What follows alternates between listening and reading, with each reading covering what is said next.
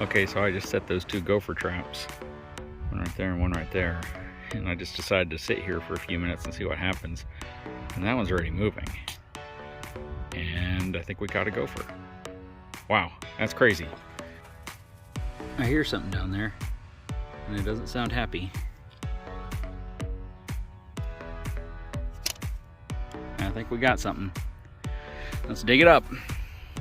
Again, the only design flaw with this is I can't see any circumstances where you'd just be able to pull the gopher out of the hole once you've caught it. I mean, you gotta dig it, and he's on there, but there he is. Now this one got him around the neck this time. But yeah, trying to squeeze that through a tiny little hole just doesn't work very well. I don't know what number I'm on. I got to go back to the chart. Anyways, guys, successful day catching gophers out on the property. You can see what they do, and this all happened in one day. What's going on, guys? So I am out here at the fifth wheel, and you know, I had a lot of folks that asked me questions about the pad that we put the fifth wheel on, and you know, there's folks who I understand work for construction companies, own construction companies, and own asphalt companies in particular that commented on the video of, you know, how we did the little drive area, the parking area here for the fifth wheel. And I wanted to talk about it a little bit because I think, well, I don't think there's a misconception on how I'm going to use it, but I think there's a misunderstanding compared to how you might normally use, you know, either reclaimed asphalt or fresh asphalt on property, especially when you're prepping for it. So let's talk about that real quick. You know, on the property, one thing that I've been talking about for a while is that we've wanted to bring our fifth wheel out here, and we finally are able to do it. There was a delay because I needed to make sure there were three primary things that were completed before we can do it. The first of which was the power, which is now set up in the very back there. Lighting, power, all that stuff were kind of a single project for me.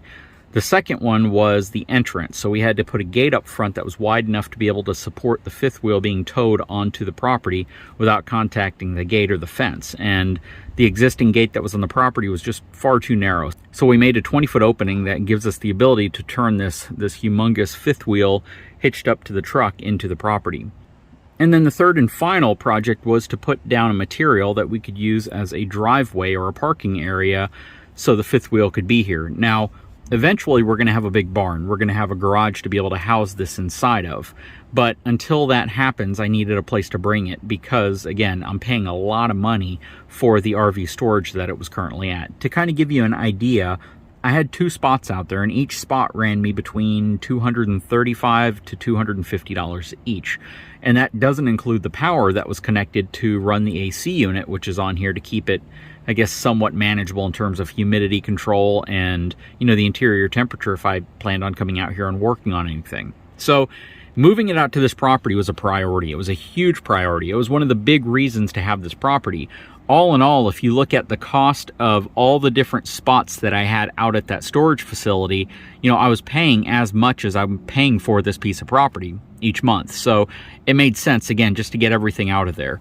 The specific spots that this RV took up cost me over $500 a month. So there was some increased urgency to get this unit out here. And unfortunately, because of those three main things I needed to do to prep the property for it, it was the last trailer I have to leave the storage facility. So it's been kind of a pricey endeavor and a rush to get this out here. So a lot of people said, well, why didn't you do something different for the drive base? Why didn't you do something different for where it's sitting?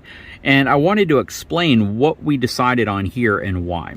First of all, we didn't excavate down anywhere between 3 to 5 to 8 inches, as a lot of people would recommend, to get to a, I guess, a firmer base soil and then put gravel and all your materials on top of them and layer it, because eventually the RV may not be here. But more importantly, while the RV is here, it's not as if it moves on and off the property every single day. It sits here for the most part, and we don't mess with it until we need to take it out. And, you know, what we did here, I think, is a very good cost-effective alternative to putting in a full-blown driveway area for it, because we would have had to do a lot of excavating, we would have had to bring in a lot of material, we would have had to layer a lot of material, and we would have made something that's essentially permanent. when the fact is we may not actually use this as a permanent site in the future. This is going to be more of a temporary thing until we get the barn built. Now, some people will say, you know, you could get grass and vegetation growing through here, and that is true. But the benefit is I'm here all the time, so I can just deal with it as it occurs. Right now, this gives me a really good base for me to put the fifth wheel on, keep it off the grass, have a platform that is going to be relatively weed and vegetation free. It looks nice and gives me the traction I need whenever I am hitching up to it and trying to pull it out, because I made it 100 feet long, so you can see where it extends all the way up there 100 feet. Now, a lot of the things that people might do if you just could dump as much money into this as possible are things that I could have done, but I opted against doing because I saw it for me as not cost feasible. It didn't make sense for how I'm going to be using this property. You know, shoot, a lot of folks probably would have just backed their RV up on the grass. Think of it like a boondocking location or a dry camping location where, you know, you could really just park on this grass. It's sandy loam. So the biggest thing you have to be concerned about is when you hitch up to it, all that weight being over the back axles of the truck, pressing down into sand, it's kind of hard at times to get traction, especially if there's any dew on the grass, if the grass is wet, moist, things like that. And I just didn't want to deal with that. And that was the main reason for the geotextile fabric with the reclaim asphalt on top. Now, some folks may say, why didn't you go with like a 6-inch thick layer of reclaim asphalt if you're going to do it? Again, wasn't needed for my application. A lot of folks will say I do a lot of overkill whenever I talk about, you know, RVs and towing and all the things that you need to keep in mind. But for this was something that I was very satisfied with when I was done, because it helps me accomplish the specific task that I'm trying to accomplish. And for me, that was simply to give the fifth wheel a place to park that wasn't going to be on grass, wasn't going to be on dirt, was going to be in an area that I could walk around relatively easily, and I could also keep up with, maintain as far as grass growth, vegetation growth. I could also spray with, you know, pesticides, things that I need to do to keep bugs out of it. Basically give myself a better than grass location for the RV.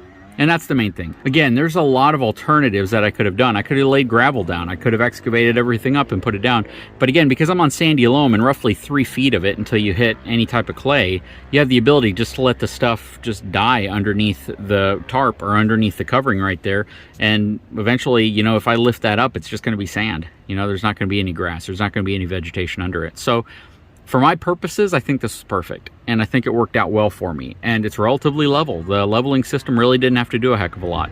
Now, in the video where I actually moved the fifth wheel out here, you'll notice that the center levelers wouldn't go down. And, you know, this has been kind of a constant battle for me figuring out what's going on. Some of the errors I get are related to, you know, prevention of frame twisting, and I almost feel as if those center jacks, if they feel as if there could be any frame twisting, they don't put them down. But that's just a theory of mine. I can't see anything specifically in an instruction manual that might clarify that. I came back out here today with the main purpose of actually trying to get everything working properly in terms of my leveling system. I wanted everything to level properly.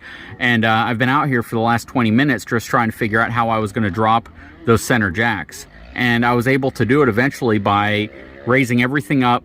And I've probably done this 3 or 4 times now, but raising everything up, resetting the system, dropping the back jacks down about 3.5 to 4 inches, and then leveling everything, and everything seemed to work again. Yeah, but I've been out here for a while trying to tackle this issue and get those center levelers down, mainly because we got a big wind coming in today, and I want to get this thing as stable as possible. But, you know, it's just interesting sometimes some of the things that you look at trying to fix, you look at trying to resolve, you'll be out here for hours trying to figure out how to do it, and then you realize that it was something that was part of how it operates normally, but you think it's a problem. If you guys can relate to that, let me know. Basically, you're diagnosing something that's not a problem, and I feel like that may not be a problem, it just may be the specific ground that I'm on. You know, noticed a front corner jack and a rear jack maybe were you know, kind of far apart enough that it said, you know what, if we lower the center jacks, it could cause some type of a frame twisting situation. I'm not sure. The last time I set it for auto level and I hit it, everything seemed to work this time. And, you know, I've been walking around here checking everything, making sure fuses aren't blown, making sure I don't have any problems inside of it. And hopefully that's what it is. Hopefully it's simply the system preventing any type of an issue, because everything else levels out perfectly, and it levels out perfectly inside. But the center jacks just wouldn't come down, but now I was able to. Guys, I apologize for all the sounds out here. I gave up airplane sounds for motocross sounds and whooping cranes flying overhead. So sometimes it's loud out here, sometimes it's super quiet, but when you're out here midday on a gloomy day where it's kind of cool, people like to get on their bikes and birds like to fly. Anyways, guys, I sure hope you've enjoyed this video. If you haven't had a chance, please take a moment, subscribe to my channel, give me a thumbs up, and we'll talk to you again very soon.